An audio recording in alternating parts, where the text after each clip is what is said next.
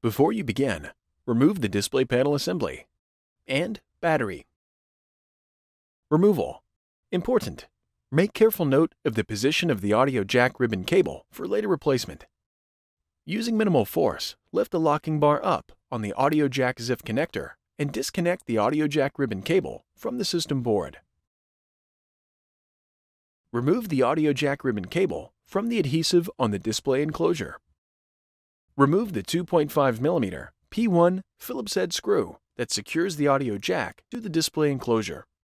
Carefully lift the audio jack off of the alignment pin and slide it out of the cutout in the display enclosure and remove. Replacement. Tow the audio jack into the cutout in the display enclosure and lower it onto the alignment pin. Replace the 2.5mm P1 Phillips head screw that secures the audio jack to the display enclosure. Insert the audio jack ribbon cable into the audio jack ZIF connector on the system board and press the locking bar down to lock the cable into place.